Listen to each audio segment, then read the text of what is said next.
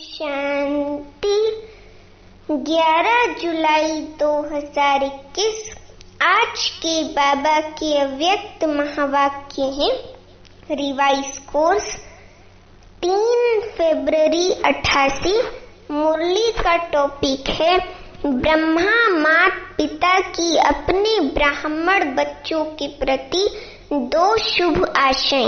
बाबा मुरली चला रहे हैं। बाबा कह रहे हैं आज विश्व की सर्व आत्माओं की सर्व आशाएं पूर्ण करने वाले बाप दादा अपनी शुभ आशाओं के रूहानी दीपकों को देख रहे हैं। किनको देख रहे हैं? रूहानी दीपकों को देख रहे थे। जैसे बाप सर्व की आशाएं पूर्ण करने वाले हैं तो बच्चे भी बाप की शुभ आशाएं पूर्ण करने वाले हैं। बाप बच्चों की आशाएं पूर्ण करते, बच्चे बाप की करते हैं ना। बाप की बच्चों प्रति शुभ आशाएं कौन सी हैं? कौन सी हैं बताओ सभी। अच्छा चलो, कोई नहीं बता पा रहा है तो बाबा ही कह रहे हैं बाप की बच्चों प्रति शुभ आशाएं कौन सी हैं? वे जानते हो ना, हर एक ब्राह्मण आत्मा बाप की आशाओं के दीपक है। दीपक अर्थात सदा जागती ज्योत। सदा जगा हुआ दीपक प्यारा लगता है ना। अगर बार बार टिमटिमाता दीपक हो तो कैसा लगेगा?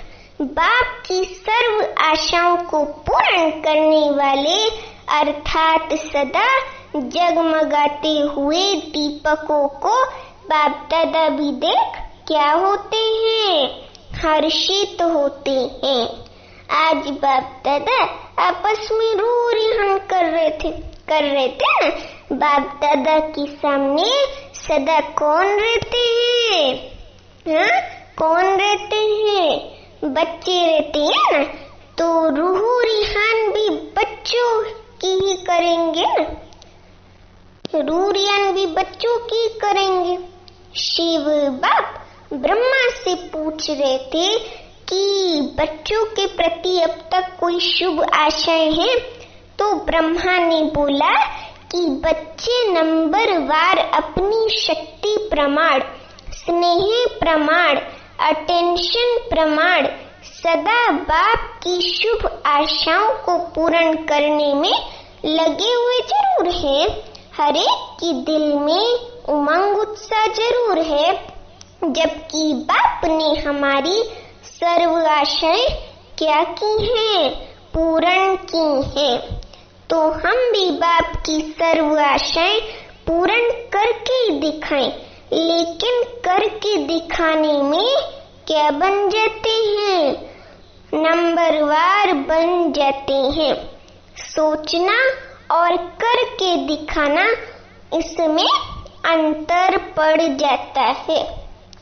कोई बच्चे ऐसे भी हैं जो सोचना और करके दिखाना इसमें समान है, लेकिन सभी ऐसे नहीं हैं। जिस समय बाप की स्नेह और बाप द्वारा प्राप्तियों को स्मृति में लाते हो, किस में लाते हो? स्मृति में लाते हो कि बाप ने क्या बनाया और क्या दिया, तो स्नेह स्वरूप होने के कारण बहुत उमंग उत्साह में क्या होते हैं? उड़ते हैं। मन अंदर से बहुत उमंग उत्साह आता है। उमंग उत्साह में उड़ते हैं कि बाप ने जो कहा है वह मैं ही करके दिखाऊंगा। लेकिन जब सेवा के व संगठन के संपर्क में आते हैं, अर्थात प्रैक्टिकल करने के लिए ही किसमें आना पड़ता है? कर्म में आना पड़ता है। माना कर्म क्षेत्र में आना पड़ता है। तो कहाँ संकल्प और कर्म समान हो जाता है, अर्थात वही उमंग उत्साह रहता है। और कभी कर्म में आने समय संगठन के संस्कार व माया व प्रकृति द्वारा आए हुए सर्कमस्टांस माना परिस्थितियां रूपी पेपर कहाँ मुश्किल अनुभव कराते हैं। इसलिए स्नेह से जो उमंग उत्साह का संकल्प रहा ना, वह सर्कमस्टांस कारण संस्कार कारण करने में अंतर डाल देता है। फिर सोचते हैं अगर ये नहीं होता तो बहुत अच्छा होता, अगर और मगर के चक्र में आ जाते। बाबा देखो मैं कितनी गहराई से बता रहे, अगर और मगर के चक्र में आ जाते। अगर मगर डगर के चक्र में जब फंसते हैं ना, तो संस्कारों को सर्कमस्टांस को हम दोष देते, अपनी गलती नहीं समझते हैं कि हम सर्कमस्टांस से हारे, ये नहीं समझते हैं, दोष देते हैं अगर मगर डगर के चक्र में फंसने से। होना तो ये चाहिए, लेकिन ऐसा हुआ इसलिए ये हुआ, इस अगर मगर के चक्र में आ जाते हैं। इसलिए उमंग उत्साह का संकल्प और प्रैक्टिकल कर्म में अंतर हो जाता है ना। तो ब्रह्मा बाप बच्चों के प्रति विशेष 2 आशाएं सुना रहे थे। अभी सभी ध्यान से सुनो कि कौन सी 2 आशाएं सुना रहे थे, क्योंकि ब्रह्मा बाप को साथ ले भी जाना है और साथ रहना भी है। शिव बाप तो साथ ले जाने वाला है, राज्य में वह सारे कल्प में साथ नहीं रहना है। राज्य में माना सतयुग में या सारे कल्प में बाबा साथ नहीं रहता है। शिव बाबा वह सदा साथ रहने वाला है और वह साक्षी हो देखने वाला है। वह सदा साथ रहने वाला है और वह साक्षी हो देखने वाला है। अंतर है ना, ब्रह्मा बाप को बच्चों के प्रति सदा ही समान बनाने की शुभ आशाएं इमर्ज रहती हैं। समझे, ब्रह्मा बाबा को इमर्ज रहती हैं। वैसे बाप दादा दोनों जिम्मेवार हैं, बाप शिव बाबा दादा ब्रह्मा बाबा दोनों जिम्मेवार हैं, लेकिन फिर भी रचता साकार में ब्रह्मा है। ब्रह्मा मुख वंशावली भी तो है ना हम, तो रचता साकार में ब्रह्मा है। इसलिए साकार रचता को साकार रचना के लिए मानव बच्चों के लिए स्वतः ही स्नेह रहता है। शिव बाबा को तो और भी ज्यादा स्नेह रहता है, लेकिन जो माध्यम बना है उसको भी तो स्नेह रहता है ना बच्चों से। पहले भी सुनाया था ना, बच्चे माँ बाप दोनों के होते हैं, लेकिन फिर भी माँ का विशेष स्नेह बच्चों में रहता है, क्योंकि पालना के निमित्त तो माँ बनती है। बचपन से जब से बच्चा जन्मता है तब से पालना के निमित्त तो माँ बनती है। बाप तो उसको और कारोबार सिखाता है, पढ़ाता है, हाँ, लेकिन इम्पोर्टेंट रोल माँ का ही होता है। बाप समान बनाने वाली निमित्त माँ होती है, इसलिए माँ की ममता गाई हुई है। ये शुद्ध ममता है। ये जो ब्रह्मा माँ बड़ी माँ की ममता है, ये शुद्ध ममता है, मोह वाली नहीं, विकार वाली नहीं। जहाँ मोह होता है वहाँ परेशान होते हैं। बाबा ने डिफरेंस बताया, जहाँ शुद्ध मोह होता है, शुद्ध स्नेह होता है, वहाँ हम परेशान नहीं होते हैं। वो मोह विकारी नहीं होता है, विकार वाला नहीं, मोह वाली नहीं, शुद्ध ममता। और जहाँ मोह होता है वहाँ परेशान होते हैं। और जहाँ रूहानी ममता कहो, स्नेह कहो, जहाँ क्या कहो, रूहानी ममता कहो, स्नेह कहो, वह होगा तो माँ के बच्चों माँ को बच्चों के प्रति शान होता है, परेशान नहीं होती, शान होता है। तो ब्रह्मा माँ कहो, बाप कहो, दोनों रूप से बच्चों के प्रति कौन सी विशेष आशाएं रखते हैं? शिव बाबा पूछ रहे हैं कौन सी विशेष आशाएं रखते हैं? हाँ बताओ। चलो बाबा ही बता रहे हैं कि ये श्रेष्ठ आशा रखते हैं।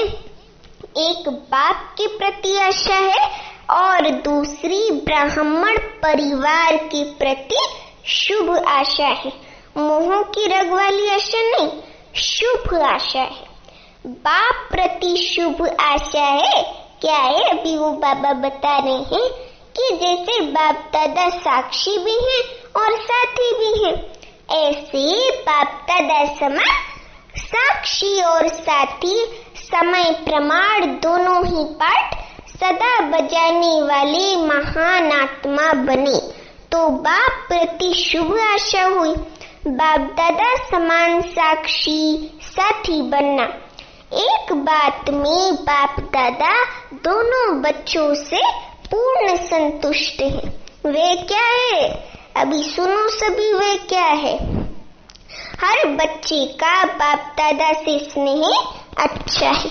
स्नेह तो है ना, झरझर आंसू भी निकलते स्नेह में, यमुना गंगा प्रेम की। बाप दादा से स्नेह कभी टूटता नहीं है और स्नेह के कारण ही चाहे शक्तिशाली बन, चाहे यथाशक्ति बन चल रहे हैं। बाबा कह रहे चाहे शक्तिशाली बन, चाहे यथाशक्ति बन चल रहे हैं। ब्राह्मण आत्मा रूपी मोती बन स्नेह के धागे में पिरोए हुए जरूर है। बाबा व्यक्त मुरली में अपने मन की भी भावना हमसे शेयर करता है। साकार में तो बाबा हमको ज्ञान कराता है और अव्यक्त में बाबा हमको ज्ञान की गहराई में लेके जाता है और बाबा हमको अपने दिल की भावना शेयर करता है। साकार में भी करता है और अव्यक्त में भी अपने अंदर की भावना शेयर करता है। समझे? बाबा कह रहे हैं ब्राह्मण आत्मा रूपी मोती बन स्नेह के धागे में पिरोए हुए जरूर है। स्नेह का धागा मजबूत है, उससे टूट नहीं सकते हैं। स्नेह की माला तो लंबी है, विजय माला छोटी है। विजय माला में थोड़े थोड़े ही दाने, माना थोड़े ही बच्चे विजयी हैं। बाप दादा के स्नेह के ऊपर समर्पित भी है। कोई कितना भी बाप के स्नेह से जुदा करने चाहे, अपने आप को जुदा करने चाहे, तो ऐसे स्नेह में फिदा है जो जुदा हो ही नहीं सकते, है ना। मरना दिल का टूट प्यार है एकदम मीरा की तरह कि बाबा को छोड़ के बाबा से दूर जा ही नहीं सकते। सब आत्माओं का ऐसा रिलेशन है। सभी को बाबा करे, सभी को दिल के स्नेह से मेरा बाबा शब्द निकलता है। तो स्नेह की माला में तो संतुष्ट है, लेकिन बाप समान शक्तिशाली अगर मगर डगर के चक्र से न्यारे, अगर मगर के चक्र से न्यारे, इसमें सदा शक्तिशाली के बजाय क्या है? यथाशक्ति है। बाबा हमारी सही सही चेकिंग करके बता रहे हैं। टीचर भी तो सही चेकिंग करता है, ऐसे थोड़ी है कि मैथ में गलत सम कर दिया तो 10 आउट ऑफ 10 देगा। सुधारेंगा ना, ताकि आगे से हम ध्यान रखें। तो बाबा भी हमें कह रहा है कि इसमें अगर मगर के चक्र से न्यारे में और बाप समान शक्तिशाली में शक्तिशाली के बजाय यथाशक्ति है। बाप दादा इसमें बाप समान सदा शक्तिशाली बनाने की सब बच्चों में क्या रखते हैं? शुभ आशा रखते हैं। जहाँ साक्षी बनना है वहाँ कभी साथी बन जाते हैं, और जहाँ साथी बनना है वहाँ साक्षी बन जाते हैं। समय प्रमाण दोनों रीति निभाना, इसको कहते हैं, क्या कहते हैं? बाप समान बनना। स्नेह की माला तो तैयार है, बाबा कह रहे स्नेह की माला तो तैयार है, लेकिन विजय माला इतनी लंबी तैयार हो जाए, बाप दादा यही शुभ आशा रखते हैं। तो हम बाबा की आशाओं के दीपक है, रूहानी दीपक। अभी तो बाबा ने जस्ट बोला थोड़ी देर पहले। तो हमें बाप दादा की आशाओं को पूर्ण करना है। बाबा की आशा है कि विजय माला भी इतनी लंबी, जैसे स्नेह की माला है ना, इतनी लंबी तैयार हो जाए। बाप दादा यही शुभ आशा रखते हैं, तो हमें इस आशा को पूर्ण करना है। 108 तो क्या, बाप दादा खुली छुट्टी देते हैं, समझे? बाबा खुली छुट्टी देते हैं, तो हमें इसका पूरा पूरा चांस लेना चाहिए। बाबा कह रहे जितने विजयी बनने चाहो उतनी बड़ी विजय माला बन सकती है। इसमें कोई नंबरिंग नहीं है कि 108 या 16,108 तक ही बनेगा, लेकिन विजय माला में जितना विजयी बनना चाहो उतनी बड़ी विजयी माला बन सकती है, समझे? तो हमें ज्यादा से ज्यादा माया से विजयी बनना है। 108 की हद में भी नहीं आओ, है ये 108 नंबर, हम तो उसमें आ नहीं सकते, ऐसी कोई बात नहीं है, बनो। बाबा हिम्मत दिला रहे, ऐसी कोई बात नहीं कि तुम नहीं आओगे 108 में, बनो। विजयी बनने के लिए एक बैलेंस की आवश्यकता है। वे कौन सा बैलेंस है? वह है याद और सेवा का बैलेंस। तो सदा सुनते रहते हैं, लेकिन याद और सेवा का बैलेंस चाहते हुए भी रहता क्यों नहीं है?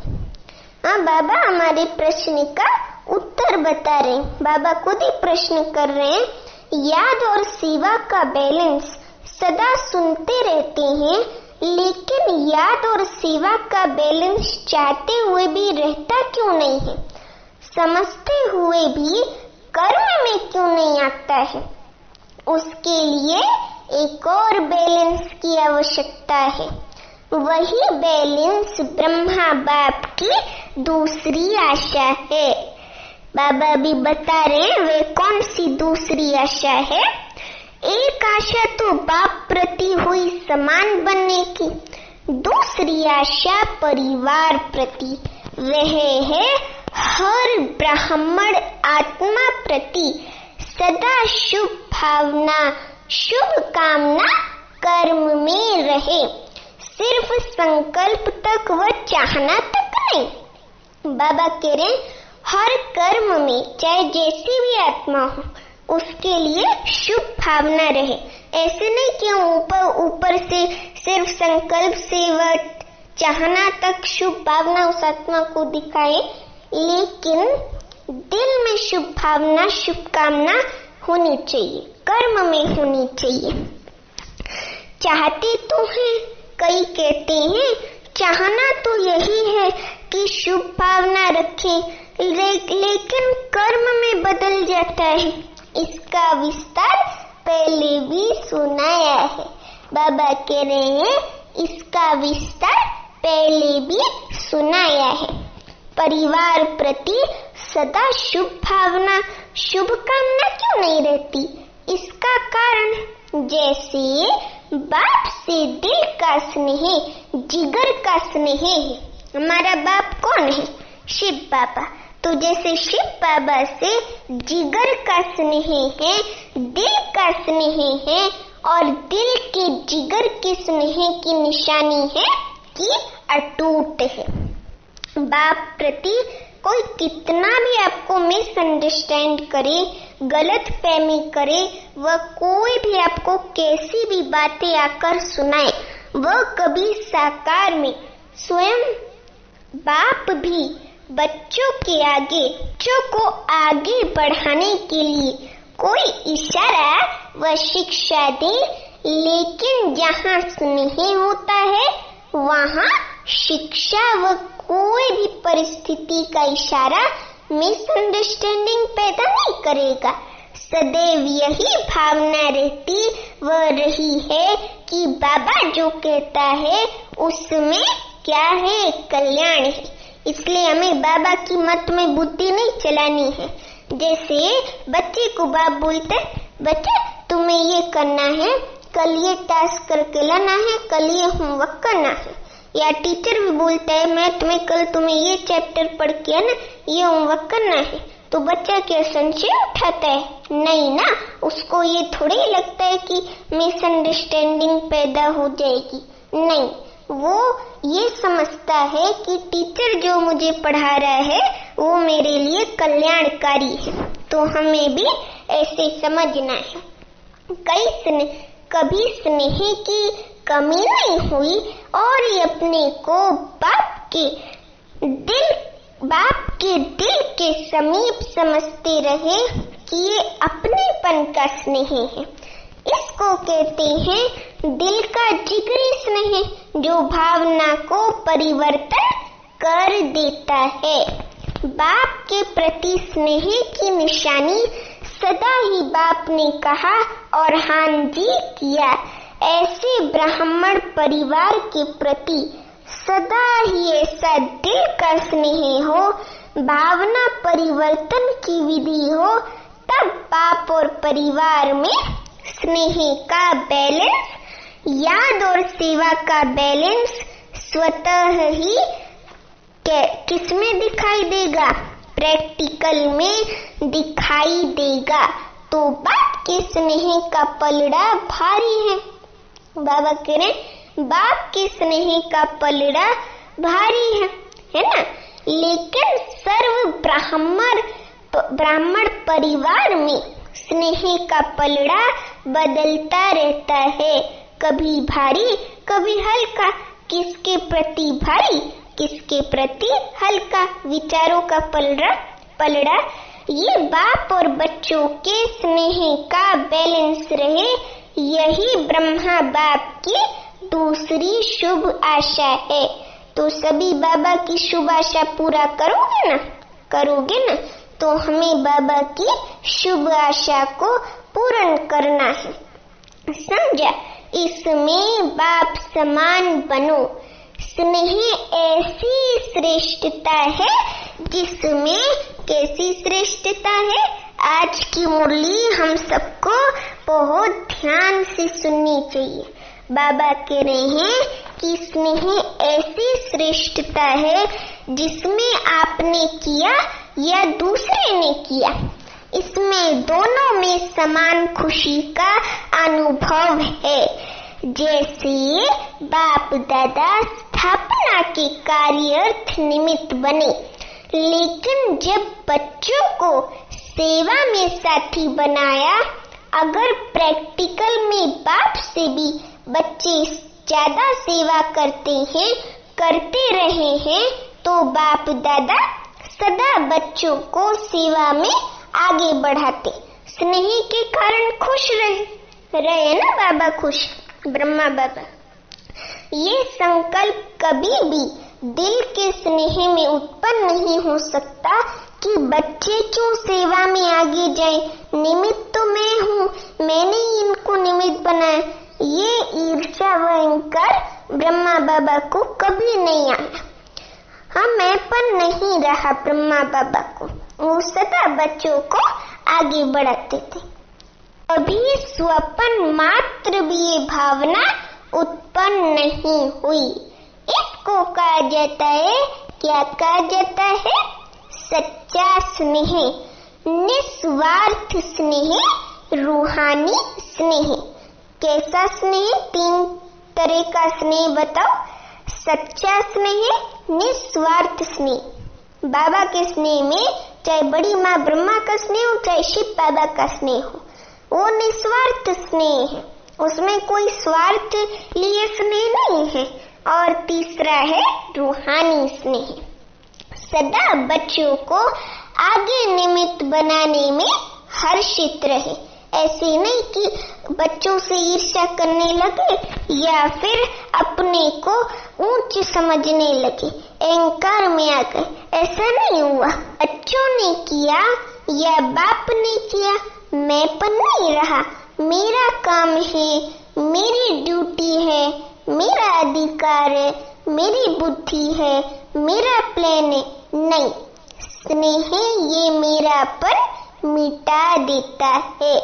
अब देखो, जैसे बाप बेटे का प्यार होता है, निस्वार्थ होता है ना, माँ बच्ची का प्यार होता है, निस्वार्थ होता है। माँ अपनी बच्ची को या बच्चे को स्वार्थ के लिए थोड़ी प्यार करती है, हाँ, निस्वार्थ स्नेह होता है। ऐसे ब्रह्मा माँ का भी हम बच्चों से निस्वार्थ स्नेह है, मैंपन नहीं है। ये मेरापन मिटा देता है। आपने किया सो मैंने किया, मैंने किया सो आपने किया। यही शुभ भावना, यह शुभ भावना व शुभ कामना, इसको कहा जाता है दिल का स्नेह। स्नेह में कभी अपना या पराया नहीं लगता। स्नेह में कभी स्नेह का बोल कैसा भी साधारण हुज्जत का बोल हो, लेकिन फील नहीं होगा। चाहे कैसा भी बोलो, फील नहीं होगा। ऐसा लगेगा अरे हमारे अपने ही तो हैं, बोल रहे हैं तो क्या हुआ। हाँ, हुज्जत का बोलो लेकिन फील नहीं होगा, फीलिंग नहीं आएगी कि इसने मेरे को ये क्यों कहा, ऐसे बोलते हैं क्या, ये फीलिंग नहीं आएगी। इसने ये क्यों कहा। स्नेही आत्मा के प्रति अनुमान पैदा नहीं करेगा, ऐसा होगा, ये होगा। सदा स्नेही के प्रति क्या होने के कारण, फेथ होने के कारण, फेथ माना विश्वास होने के कारण, उसका हल्का बोल भी ऐसा लगेगा कि इसने अवश्य कोई मतलब से कहा है।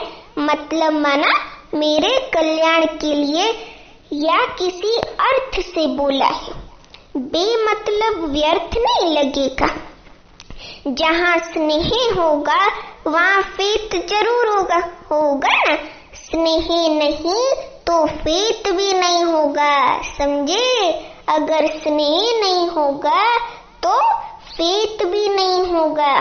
तो ब्राह्मण परिवार के प्रति स्नेह व फेथ होना, इसको कहते हैं ब्रह्मा बाप की दूसरी आशा पूर्ण करना।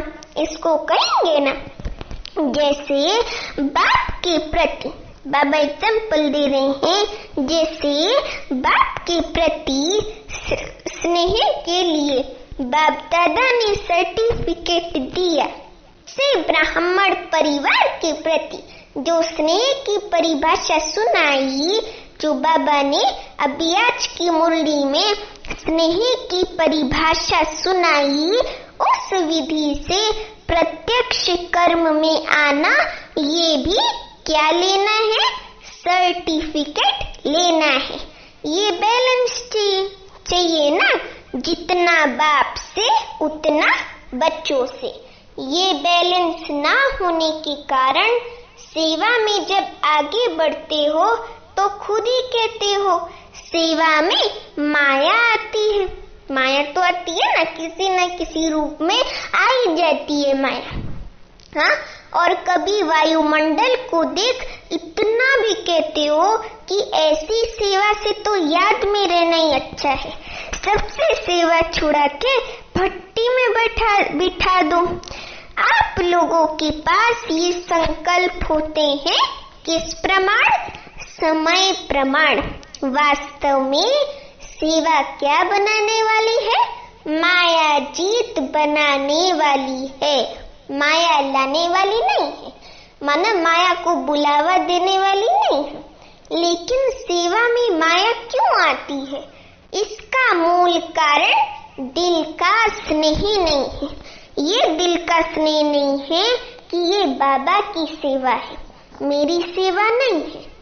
ये दिल का स्नेह नहीं होने के कारण माया आती है और झट से फेल करा देती है।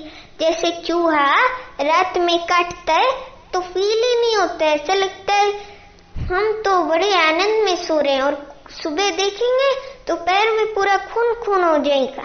ऐसे ही माया भी छुपके से आएगी और वार करके चली जाएगी। हाँ, इसका मूल कारण है दिल का स्नेह नहीं है, परिवार के प्रमाण स्नेह है।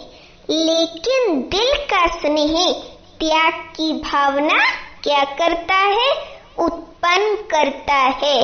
वह ना होने के कारण कभी कभी सेवा क्या बन जाती है?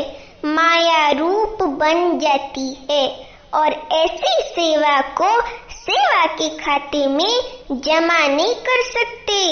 चाहे कोई 50-60 सेंटर्स खोलने के निमित्त बन जाए, बाबा कह रहे चाहे कोई 50-60 सेंटर्स खोलने के भी निमित्त बन जाए, लेकिन अगर उस सेवा में माया के वार से हार गए तो फिर उस सेवा को सेवा के खाते में जमा नहीं कर सकते। वो सेवा फिर नाम के लिए हो जाएगी। लेकिन सेवा के खाते में बाबा आज बहुत सूक्ष्म से सूक्ष्म बातें में बता रहे हैं। लेकिन सेवा के खाते में या बाप दादा की दिल में सेवा का जमा खाता उतना ही होता है जो माया से मुक्त हो, योग युक्त हो करते हो। किसके पास 2 सेंटर हैं? देखने में 2 सेंटर्स की इंचार्ज आती है और कोई 50 सेंटर की इंचार्ज दिखाई देती है। बाबा कह रहे कोई 2 सेंटर की इंचार्ज आती है और कोई 50 सेंटर की इंचार्ज दिखाई देती है। लेकिन अगर 2 सेवा केंद्र भी निर्विघ्न है, माया से, हलचल से, स्वभाव संस्कार के टक्कर से मुक्त है, तो 2 सेंटर वाले का भी 50 सेवा केंद्र वाले से ज्यादा का खाता जमा है, क्योंकि वहाँ पे न माया का वार है, न स्वभाव संस्कार के टक्कर है। हाँ, टक्कर से मुक्त है, हलचल से मुक्त है, तो वो 2 सेवा केंद्र की सेवा करने वाला 50 सेंटर वाले से ज्यादा सेवा का खाता जमा करता है। समझे? इसमें खुश नहीं हो जाओ कि मेरे तो 30 सेंटर से, 40 सेंटर से मेरा बहुत सेवा का खाता है, ऐसे इंकार में खुश नहीं हूँ। बाबा कह रहे हैं 30 सेंटर से, 40 सेंटर से, लेकिन माया से मुक्त कितने सेंटर से? बाबा गहराई की पॉइंट पे लेके आ रहे, लेकिन माया से मुक्त कितने सेंटर से? सेंटर भी बढ़ाते जाओ, माया भी बढ़ाते जाओ। ऐसी सेवा बाप के रजिस्टर में जमा नहीं होती है। बाबा कह रहे हैं कि माया भी बढ़ाते जाओ, सेंटर भी बढ़ाते जाओ, तो बैलेंस तो नहीं हुआ ना, माया को तो खत्म करना है। हाँ, रजिस्टर में ऐसी सेवा जमा नहीं होती है। आप सोचेंगे हम तो बहुत सेवा कर रहे हैं, दिन रात नींद भी नहीं करते, खाना भी एक बार बना के रात को खा लेते, इतना हम बिजी रहते। लेकिन सेवा के साथ साथ माया में भी बिजी तो नहीं रहते, माना माया से हार तो नहीं खा जाते। हाँ, माया में बिजी रहेंगे तो माया से हार खाएंगे। ये क्यों हुआ? ये कैसा हुआ? इसने क्यों किया? मैंने क्यों नहीं किया? मेरा हक, तेरा हक। लेकिन बाप का हक कहाँ गया? समझे? बाबा कह रहे लेकिन बाप का हक कहाँ गया? समझा? सेवा अर्थात, सेवा का अर्थ क्या है? सेवा अर्थात जिसमें स्व के और सर्व के सहयोग व संतुष्टता का फल प्रत्यक्ष दिखाई दे। अगर फल प्रत्यक्ष दिखाई नहीं देता है तो वो सेंटर का भी कोई फायदा नहीं है। सेवा अर्थात जिसमें स्व के, उस सेवा का कोई महत्व नहीं है अगर जिसमें स्व के और सर्व के सहयोग व संतुष्टता का फल दिखाई न दे।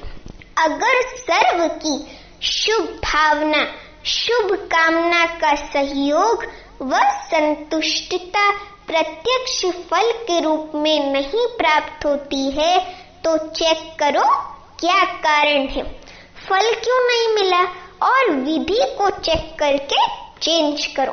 कहते हैं ना, चेक एंड चेंज। तो विधि को चेक करके चेंज करो। बाबा अभी कह रहे हैं, ऐसी सच्ची सेवा बढ़ाना ही सेवा बढ़ाना है। ऐसी सच्ची सेवा बढ़ाना ही सेवा बढ़ाना है। सिर्फ अपनी दिल खुश नहीं करो कि मैं बहुत अच्छी सेवा कर रही हूँ, लेकिन बाप की दिल खुश करो और ब्राह्मण परिवार के दिल की दुआएं लो। ऐसे नहीं कि अपनी दिल खुश नहीं करो, मैं तो बहुत अच्छी सेवा कर रही हूँ, मेरी जैसा सेवा तो कोई कर ही नहीं सकता, लेकिन बाप की दिल खुश करो, वह ब्राह्मण परिवार के दिल की दुआएं लो, वे सबसे ज्यादा मैटर करता है। इसको कहा जाता है सच्ची सेवा। दिखावे की सेवा तो बहुत बड़ी है, लेकिन जहाँ दिल की सेवा होगी वहाँ दिल के स्नेह की सेवा जरूर होगी। इसको कहते हैं ब्राह्मण परिवार के प्रति ब्रह्मा बाप की आशा पूर्ण करना। आज बाबा ने ये भी बता दिया कि परिवार के प्रति वह ब्रह्मा बाबा की आशा पूर्ण करना किसको कहते हैं। ये थी आज की रूह रिहान, बाकी और आगे सुनाएंगे। बाबा कह रहे बाकी और आगे सुनाएंगे, माना नेक्स्ट मुरली में सुनाएंगे। एक सर्टिफिकेट पास कर लिया है स्नेह का, लेकिन अभी दूसरा सर्टिफिकेट लेना है। वह दूसरा सर्टिफिकेट कौन सा है कि अगर मगर के चक्र से न्यारे हो और बाप समान शक्तिशाली हो। तो इस चक्र से अगर मगर के चक्र से न्यारे होना और बाप समान शक्तिशाली बनना, ये सर्टिफिकेट लेना है। अच्छा, अभी बाप की आशाओं का दीपक सदा जगमगाते रहना। अच्छा, अभी बाबा याद प्यार दे रहे हैं, चारों ओर के सर्व ब्राह्मण कुल दीपक। देखो बाबा याद प्यार देने में ही हमारी कितनी महिमा कर रहा है। चारों ओर के सर्व ब्राह्मण कुल दीपक सदा बाप दादा की शुभ आशाएं पूर्ण करने वाले, सदा बाप और परिवार के दिल के स्नेह का बैलेंस रखने वाले, सदा दिल की सेवा से सेवा का खाता ज्यादा जमा करने वाले, ऐसे बाप की शुभ आशाओं के दीपकों की सच्ची दिल से सेवा करने वाले सेवाधारियों को बाप दादा का याद प्यार और नमस्ते। हम रूहानी बच्चों की आनी मात पिता बाप दादा को याद प्यार गुड मॉर्निंग और नमस्ते। हम रूहानी बच्चों की रूहानी मात पिता बाप दादा को याद प्यार गुड मॉर्निंग और नमस्ते। अभी आज अव्यक्त मुरली का वरदान है, क्योंकि बाबा की मुरली शॉर्ट थी और सार युक्त थी। तो वरदान है आज का, ड्रामा की पॉइंट के अनुभव द्वारा सदा साक्षीपन की स्टेज पर रहने वाले अचल अडोल भव।